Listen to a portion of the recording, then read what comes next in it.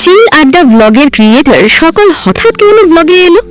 আসলে এরা কি ব্লগ ভিডিও করে ইউটিউব থেকে বা ফেসবুক থেকে কোনো টাকা আর্ন করার ইচ্ছা, না অন্য কিছু? কেন তারা হঠাৎ আগ্রহ সহকারে চিল আড্ডা ব্লগ নামে চ্যানেল স্টার্ট করলো? চলো জেনে নি তাদের আসল রহস্য। और अभी तो रुको, क्लाइमैक्स अभी बाकी है। প্রথমে যদি আমি আমার পিছনে স্ক্রিনে থাকা চিল আড্ডা ব্লগের ক্রিয়েটর আনামুলের কথা বলি, উনি আসলে একজন ইঁচড়ে পাকা মানুষ। টে বললে ট্যাংরা বুঝে যান, দুর্দান্ত ভালো মনের মানুষ। মোট কথা উনি একজন স্মার্ট, চার্মিং এন্ড ঝাকাস মার্কা মানুষ। क्या बात है सर, क्या পান খেতে খুব ভালোবাসেন। তিনি দীর্ঘদিন থেকে শিক্ষকতার সাথে জড়িত। ওনার ভিতরে অনেক ক্রিয়েটিভিটি আছে, কিন্তু উনি তাহা বাহিরে বের করতে চান না, জোর করে বের করে নিতে হয়। তাহার দিল আত্মা সব সময় গার্ডেন হয়ে থাকে। शाबाश बेटा। নিজের দৈনন্দিন কাজ নিজে করে নিতে পারেন এবং কারোর ওপর কোনো কিছুর জন্য ভরসা করেন না। চিল আড্ডা ব্লগে উনি শুধু এন্টারটেইনমেন্টের জন্য এসেছেন, পিছনে আর কোনো রহস্যের গন্ধ পাওয়া যাচ্ছে না। 2 নম্বরে চিল আড্ডা ব্লগের যে ক্রিয়েটরকে আপনারা আমার পিছনে স্ক্রিনে দেখতে পাচ্ছেন, ওনার নাম ওয়াকার আহমেদ। তাহার বিষয়ে আমি আর কি বলবো, কি লুকস, কি বিউটিফুল আর হ্যান্ডসাম। উনি আসলে চিল আড্ডা ব্লগের মেইন স্পিকার। যেরকম একটি ফুটবল টিমে 3 জন গোলকিপার অপশনাল হিসেবে থাকেন, গোলকিপার 1, গোলকিপার 2, গোলকিপার 3, সেই রকম চিল আড্ডা ব্লগের উনি মেইন স্পিকার। আসলে উনি অনেক আগে থেকে ব্লগ ভিডিও করতে অভ্যস্ত, কিন্তু উনি নিজের মোবাইল দিয়ে ব্লগ করে দর্শকদের সামনে উপস্থাপন না করে নিজে দেখে আবার ডিলিট করে দেন। তিনি সবসময় নিজেকে পরিপাটি করে রাখেন এবং স্মার্ট হিসেবে ধরে রাখেন। দৈনন্দিন জীবনে ওনার কিছু অভাব নেই। টিচিং প্রফেশন নিয়ে উনিও ব্যস্ত। ছাত্ররা ওনাকে খুব ভালোবাসেন। क्या बात है सर। উনিও চিল আড্ডা ব্লগে এসেছেন শুধু শিক্ষকতার পাশাপাশি একটু এন্টারটেইনমেন্ট নেওয়া এবং দেওয়ার জন্য। পিছনে আর কোনো রহস্যের গন্ধ পাওয়া যাচ্ছে না।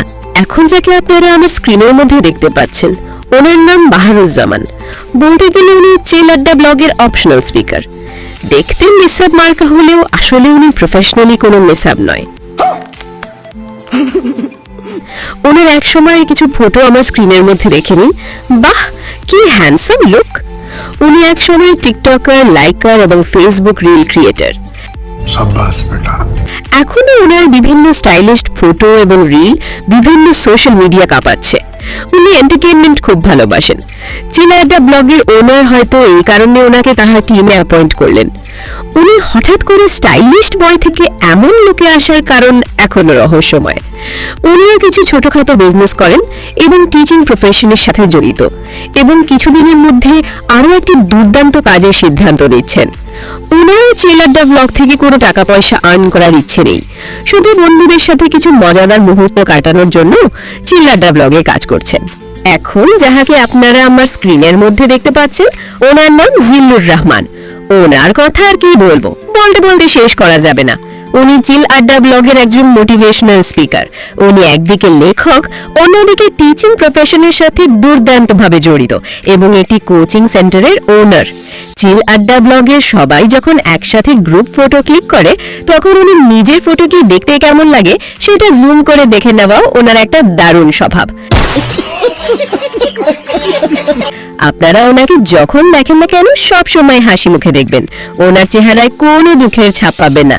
সব সময় নিজেকে পরিপাটি করে সমাজের কাছে উপস্থাপন করতে ভালোবাসেন। शाबाश बेटा। উনি যখন চারিদিক থেকে ইনকাম করতেছেন, তাহলে চিল আড্ডা ব্লগ থেকে কিছু পাওয়ার কোনো ইচ্ছে নেই। শুধু বন্ধুদের সাথে আড্ডা এবং অবসর সময়ে ফুর্তি করে কাটানোর জন্য চিল আড্ডা ব্লগে এসেছেন। এইবার আমার স্ক্রিনে যাকে দেখতে পাচ্ছেন, ওনার নাম আনোয়ার হোসেন।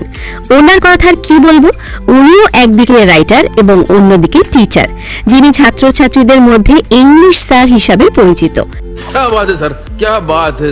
উনি যে কোনো কাজে বাড়ি থেকে বের হন কেন, সব সময় ওনার পিঠে একটা স্কুল ব্যাগ দেখতে পাবেন, আর সেই স্কুল ব্যাগে আর কিছু থাকুক কিংবা না থাকুক, একটি টিফিন বক্স পাবেন। সেখানে কিছু পান আর গুয়া থাকবে, কিন্তু ওনাকে দেখলে এমন পানগুলো মনে হয় না। চিল আড্ডা ব্লগের টিমের মধ্যে উনি সেই মহামানব, যিনি অনেক আগে সেকেন্ড ইনিংস পরিপূর্ণ করে ফেলেছেন। शाबाश बेटा। উনি মোমো খেতে অনেক ভালোবাসেন। শুধু মোমো নয়, সব সময় খাই খাই করে থাকেন। কোন সময় কি খাবেন নিজেও ডিসাইড করতে পারেন না। ওনারও টাকার অভাব নেই, তবে উনি খুবই ফুর্তিবাজ মানুষ। চিল আড্ডা ব্লগে যোগদান করার একমাত্র কারণ হলো কাজের ফাঁকে একটু এন্টারটেইনমেন্ট। আর এইবার যা ছবি আপনারা স্ক্রিনের মধ্যে দেখতে পাচ্ছেন, ওনার নাম সুফিয়ান সিদ্দিকী। তিনিও টিচিং প্রফেশনের সাথে জড়িত এবং চিল আড্ডা ব্লগের একজন অতি স্মাইলি এক ক্যারেক্টার। উনি এমন একজন মানুষ যাকে সব সময় ঢিলাঢালা পোশাকে দেখতে পাবেন। তিনি মনে হয় রকস্টার বাদশাহের খুবই ভক্ত, কিন্তু আসলে উনি ক্রিকেটার বিরাট কোহলিকে খুবই পছন্দ করেন। क्या बात है सर, क्या बात है सर। সব সময় মাথায় একটি ক্যাপ থাকবেই। আসলে তিনি খুবই বিনয়ী একজন মানুষ। দেখতে মায়াবী চেহারা হলেও অনেক সময় কিছু কিছু কথা বলে সবাইকে আশ্চর্য করে দেন। शाबाश बेटा। ওনারও চিল আড্ডা ব্লগ থেকে কিছু পাওয়ার ইচ্ছে নেই, এন্টারটেইনমেন্টের জন্য চিল আড্ডা ব্লগে আসা।